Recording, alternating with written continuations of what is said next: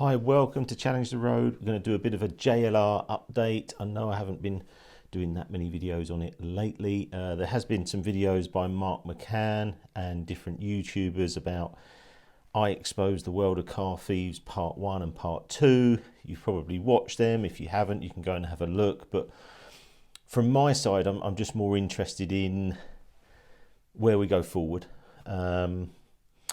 What's our opinion on it? Where are we now? Where are we actually going? So I've got some stuff here. And what I'm going to do, probably best pausing, grabbing a tea or coffee. It's going to be quite a long call because I thought I'm going to call the insurance company that we're using, I use, and I'm going to ask him some questions. And I want to talk to him and I want to share that with you. So I'm actually going to share the call with you. I think I just want to run through a few bits on JLR first. Then we'll do this call. So basically, at the moment, we've got JLR announcing record profits, and I'm just going through their announcement just to look at where we are. And some bits here. There have been some sensational reporting on this, quoting the Range Rover as the #1 stolen car in the UK, and that they can cost tens of thousands to insure, and that they are the most unreliable and massive depreciation as a result. When I personally asked the CEO, Adrian Mardell, about this is a Country Life News article. He gave a passionate and assertive response, which has been widely reported on in the national press this week. So this article's a little bit back, but I just wanted to give you sort of a bit of an idea of what I'm looking at day to day. He denied and produced data to back up his assertions that the Range Rover was Britain's most stolen vehicle, and whilst vehicle theft by organised crime groups was a serious issue in the UK, that JLR had been unfairly singled out as theft in the UK is a major problem for all vehicle manufacturers. His argument is that if you look at stolen vehicles in 2023, there are no JLR models in the top 3. They are Ford Focus, Ford Fiesta and VW Golf. So the Range Rover is not the most stolen.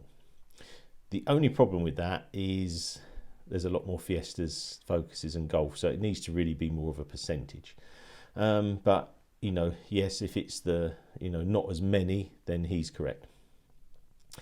This is because JLR vehicles manufactured since 2022 are built on what is described as its most advanced electrical architecture with the latest security features. Furthermore, since 2018, their cars have been using ultra-wideband protection to counter the ability of criminals being able to use electronic equipment to intercept signals between the key, the vehicle, to unlock the car on keyless entry systems. Well, I'm not sure how true that is, if I'm honest, because obviously they've done the enhancement for 2018 to 22 vehicles. So furthermore, since 2018, their cars have been using ultra wideband. Well, I'm not sure they can be because we had to. So this is what I read. I'm just giving you my feeling. It's not an opinion. It's just where it says. The ultra wideband keys are vulnerable to these relay attacks, which migrates the need to store keys in a Faraday pouch. Figures from DVLA now show that in 2023 there was a 27% decline in Range Rover thefts, and only 134 Defenders out of 45,000 sales, that's 0.3%, have been stolen since launch in 2019. So that is good, and it is coming down. Let's have a look on here, just saying more about stuff here. So then, and this is where it gets interesting, because then it says there's also a 15 million program funded by JLR that allows clients to get all 2018, 2022 model years updated to the latest security level. But in the top it says that they've all got it. So maybe it's something different that I don't know. They are bringing out this update 2016 models to 18. I don't know when. I have messaged. They said they're still a few months away, which is fine. I do get messages about models before that, but to tell the truth, they've still got to get through 18 and 2022 models to know where they are. and then they've got to get to the 18s to 16s. So whether they go back that far and how long it would take.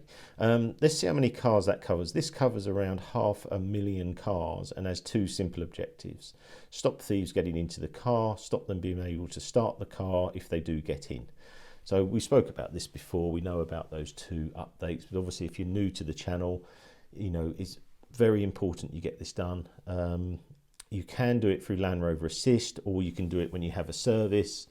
What we got on here, use remote apps. Obviously I've done videos on that before. The Guardian mode, you can use that. So anyway, JLR has recently launched a bespoke insurance product for UK clients, which has so far provided more than 13,000 clients with insurance with an average monthly premium of less than £200. So we're going to get into this insurance thing because we're going to do a call in a minute, and I'm just going to ask some questions around that. My feeling at the moment, and I'll give you the numbers because I got them this morning. So the numbers are 118,000 have had the BCM update as of today. So it's getting there, but if we're 500,000, we've still got quite a lot more to go. But according to JLR, if you have this update, there's 0 thefts. So that's really, really important you get it done. From my point of view, I just want to talk to the insurers about, so what difference does this make? Because if I've done all these bits on the car, maybe added more security, got this BCM update, what does it mean to us? And, you know, thank you so much for everyone who's put your insurance details in, and we'll go through some of the cases on that with him. But as far as I'm aware, a single Land Rover insurance is very high and difficult to do. And I want to just chat to him about, is that changed? You know, is it going to change? One of the reasons I've done the insurance thing is I was thinking that if we could do more deals now, down the line, hopefully it's got to get cheaper, hasn't it? Because if we have these updates and the thefts come down, then hopefully the insurance comes down. But I'm not in insurance in any way, so I don't know. But obviously if there's less thefts, then there's less money going out. So that's like a quick update from there. Going back to Mark McCann's video about theft and that, I think it was something I looked at, but it wasn't really for me. I don't really want to get too involved in that area. I'm just more interested in the people being insured, what's going on. And one other thing on here that is a big thing, and it was on one of the parts here, is getting parts. It seems very, very difficult to get parts for JLR cars. And my sister-in-law's Evoque, I've still got it in my storage. It's booked for the 18th of April. So that'll go in. And I want to do some updates on that. That was a windscreen problem. But there does seem to be a mirage of problems everywhere on Land Rovers, Range Rovers, F-Type Jaguars. I get messages all the time about different problems. Which is a shame because I don't know if they've put anything in here about, oh, here we go. First is a significant part shortage that left almost 5,000 JLR cars stuck at dealerships awaiting repairs last November, which was compounded when the dealer network ran out of loan cars for affected customers. So yeah, this is, you know, I hope to get an update soon on this really, because this is a massive problem. I'm seeing people having to buy another car because it's taking so long to get their car back. And even if they can get parts, let's just have a look at this. They're using Unipart Logistics. Latest status on this is that the number of cars affected has been significantly reduced to below 2,000. And JLR has provided an extra 1,000 branded courtesy cars for customers whose cars unfortunately remain off the road. It might be good to actually look at trying to get a courtesy car actually for that. JLR are determined to work faster to tackle this issue and meet the high level of expectations their clients expect. Then it goes on to the theft, which we went through, so a little bit back to front. But yeah, I mean, two massive issues. But what I want to do now, I'll cut it here, and I'm going to come back, do the call. You can listen in. We do it together. We're asked the questions that we want to ask. and see if we can get some sort of understanding on what we need to do. Is there anything we can do? And then go from there. Right, let's give the insurance company a call. Do this 2 or 3 times a week, but I thought it's just better that we have a call and have a chat together about what's going on, and see where the marketplace is and see how we're doing. So let's give them a call now.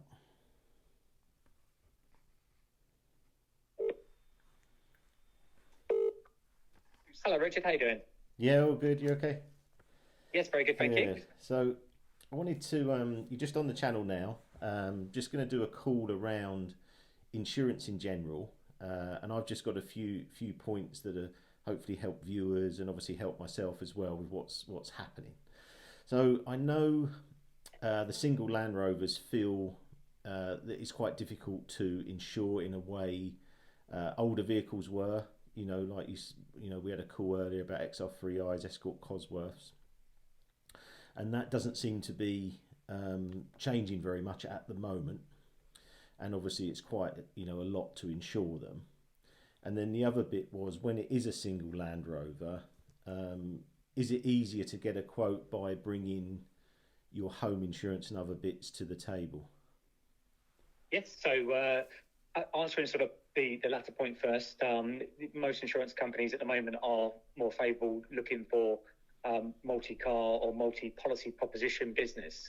That's sort of purely to do with statistics over the last 3 or 4 years have shown, unfortunately, that Land Rovers have been targeted, where we're finding conversations with insurers are a lot more aggressive on pricing when it comes to putting a package of vehicles on there. So should one of those vehicles, part of that package, end up being stolen, there's other associated business, therefore building a little bit more sort of longevity with a client.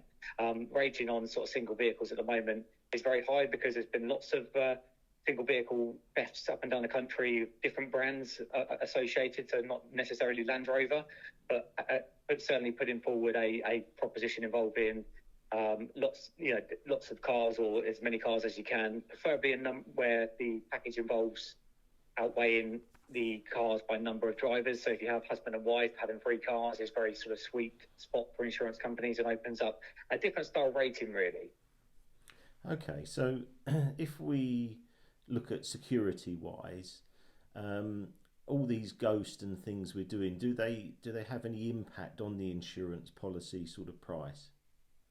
So obviously Land Rover, over the past 2 year and a half, have spent a fair bit of money, I think £10 million on upgrading their security features. And we have sort of started to see that 22, 23, 24 plate Range Rovers have actually come down in sort of theft loss ratios. That said, there are unfortunately still some cars out there without the updates, and insurance companies are looking at those slightly differently. Depends on where you live in what part of the country you're from and where you're at, what your overnight security is like. Certainly some insurance companies are favouring aftermarket immobilisation units, which usually cost around £400.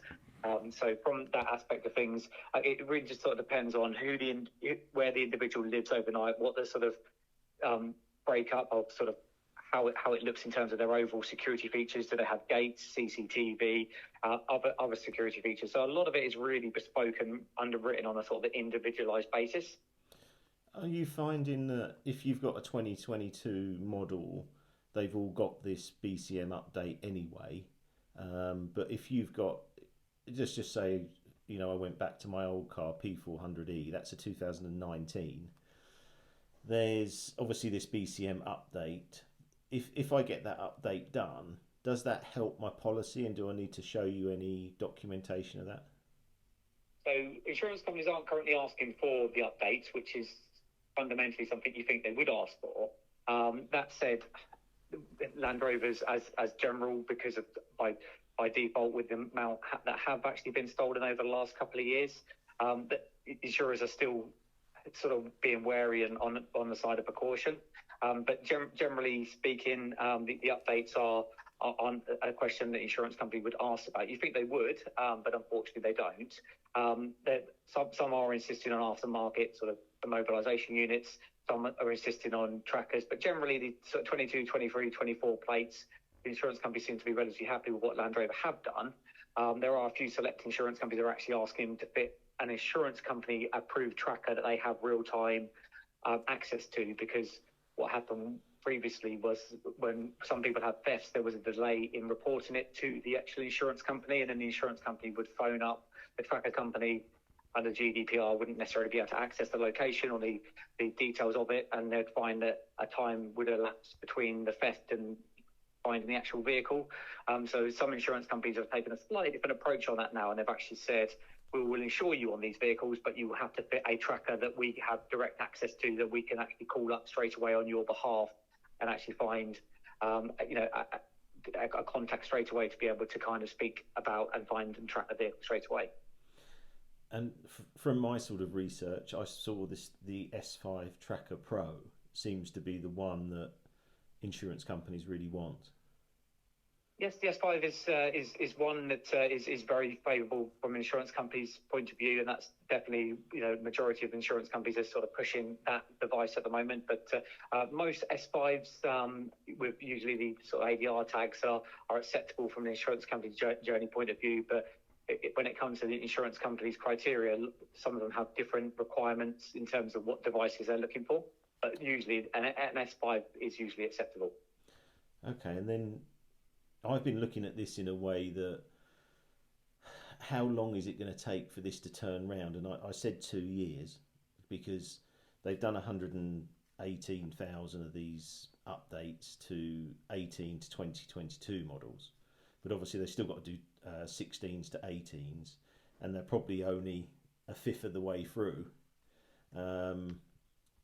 Is your opinion sort of it needs 2 or 3 years for this to get back? Because I'm looking at figures now on the screen where like a Range Rover Velar, 1 in 68 being stolen last year, the second most targeted car.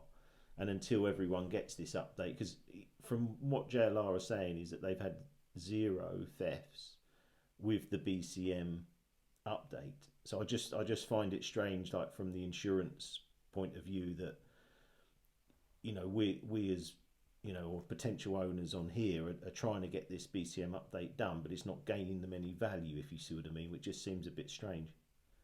Completely understand, and then sort of to answer your first question, I think this potentially, in my own personal opinion, could be a problem for at least another 2 to 3 years, potentially if not longer. I mean, people talk about cars that were stolen back in the day, like XR2s and XR3Is and Super Imprezas and BMW X5s, and still to a certain point they can be somewhat a little bit challenging now. But I guess if you sort of speak to people in the right way, and we're speaking to underwriters and we're presenting it, it all falls down to me, in my opinion, presenting these as part of a sort of a multi-car risk presentation from that aspect of things, in terms of getting best value for money from a premium ratio element of things. Okay, so obviously the multi-car helps, and obviously the household insurance and any other items that we can try and give you to help with that premium, basically. Indeed, I mean, it's a tricky one, because the insurers generally on the home insurance side of things, it's better suited for people with sort of larger, higher sums insured on your buildings and contents or your jewellery and watches. It's not to necessarily profiteer, but statistically, home insurance is a much more profitable line for insurers. And if we present that as part of a package involving the cars, that tends to usually open up more sensible pricing from an insurance journey. Also, the other thing I see, I was just looking at JLR's profit figures, and that the value of their cars now, it was saying that SVR is one of their sort of best sellers from a profit point of view, and they were selling at over 200,000. It wasn't long ago, like a top of the range Range Rover was 100. So obviously they've done a huge amount of price increases, which is then probably increasing insurance costs as well. Yes, indeed. We are seeing new cars, certainly from a Land Rover point of view, as with most make and models, have increased dramatically over the last sort of couple of years. We are also seeing actually that the second-hand car market, there are a few that are sort of residual value falling a fair bit due to the insurance issue. So they're certainly car values from what we've seen from a year ago to now, we have seen some fall down in value. And the good thing about some of the insurance policies that we operate on and have is actually it's an agreed value policy. So if you, at the time of taking out a policy, if we fix and agree the value at the level that it's actually set at today, should a depreciation in the value actually happen, the value that we fix, call it £50,000, is fixed for the next 12 months. So a lot of the extra benefit of having a multi-car proposition is actually very beneficial to keep and fix your value. So if market trends say that that value goes down, we'll actually be able to fix it for a 12-month period for you. I'm just looking at some of their figures now. The Range Rover Special SV, the average price of one in 2023 was 202,000, and sales were up to 3,600 of them sold from 1,900. So I think that the way I'm looking at it is JLR Land Rover becoming like a Rolls-Royce brand. And I can see that by the quote. So obviously the cars have gone up a lot in value. They're very luxurious. And other things I am looking at is, I've been watching a lot of different videos on thefts and stuff. I mean, really, it seems like these ways of stealing cars now, pretty much they can steal any car. But obviously the Land Rover, being a very luxurious vehicle, is the one they really want first, unfortunately. And that is a bit of way of the world with crime in general. But I was watching a video, the Mark McCann one, and some of the methods now of getting stuff is just very, very easy to steal a car, it seems. So the best way is probably your security at home, the double lock-in feature as well, getting this BCM update. But I had a couple more things. One of them was on some of the deals that you've been able to provide some of CTR's customers where they haven't been able to insure the car, their Land Rover, for a while, and you've been able to do that. And I didn't know if there was any deals you've done recently that could highlight the benefit of what we've been trying to do. Yes, I mean, going down the route of the multi-car propositions, we've been approached by some CTR clients that have struggled, and we're able to turn around some solutions utilising the knowledge of the multi-car proposition. So that certainly has helped, and we've got some very good testimonials behind the scenes to what's been done in relation to that aspect of things. So there are workarounds, but it's just about how you sort of approach it in the market. And discuss it with the other options of including other bits and bobs or other policy tenures that will actually be more advantageous for insurance route. And what's your feeling on? I mean, I've got a Porsche GT3 RS coming 992. It's obviously a desirable car. What's your feeling on Ghost and different products? Because they're quite sort of invasive to this, to the main system of the car. And have you, is Ghost and them things, as Pandora, I think there's quite a few that do it. Is that a good option to have? Because obviously a lot of people have gone down that Ghost route. It's certainly helped from an insurance company point of view to have a Ghost mobiliser, and there are stats that show they do add extra benefit from them. In terms of the requirements from a branded awareness partner side of things, there's some people that say it invalidates warranty, so it's definitely worthwhile before fitting one that you sort of have a conversation with a manufacturer to see where the land lies in relation to fitting of an aftermarket device. But certainly from an insurance journey point of view, they are certainly helping bring theft ratios down upon different brands. So definitely something to consider. Yeah, it's just the first video I ever done on this. I thought that Ghost looked, a very good option, but then there was sort of some, I don't know if it's scaremongering or whatever within, if you say you traded your car back in and there was a Ghost on it, it devalued your car. But as far as I can see, you can move a Ghost around anyway, and the car could go back to factory anyway. So I didn't know. It's also difficult, that's why I like talking to you, because I want to try and get exactly what it means rather than just picking up hearsay from everywhere. But no, that's good to know with the Ghost thing, because you've got over 100,000 users of Ghost immobilizers, so that's great. Okay, well thanks for your time. Do you want to add any other bits, or is that? No, I mean, that's perfect from my point of view. Thank you very much. And if there's anything else I can help with, please let me know. Okay, thank you, and I'll speak to you again Thanks, soon. Richard. Thank you. Take Cheers. care. Okay, Bye. bye bye. I think that was a pretty good call. One other thing, I will add all the links on every video now, so it's easy for you. But the other thing I've done, I've set up an email address. You might want to write this down: ctr@ilgbusiness.co.uk. I've put a dedicated person there just to help with insurance companies, different things I'm going to do, car finance, these things, to get back to you, because I'm getting messages from Instagram, from Facebook, all over, which I'm trying to reply to, but it is growing, very quickly. We wanted to get to 500 people on the database for insurance. We're about 302 this morning. So yeah, if there's more of you that would like to look at that, that would be great. So yeah, I hope you enjoy these videos. More coming soon. I'm going to carry on with JLR, just getting these updates. I want to update you about this Evoque and getting this windscreen done and bits there. And then I think if we do another call, let's just say in 2 weeks' time, I'd like to see some of these customer testimonials and what they've been doing, because that's quite interesting. Then we'll get the JLR update and then anything else we can go through. So yeah, hope you enjoy these videos. Please like, share, subscribe. Really helps the channel, and I'll see you again soon.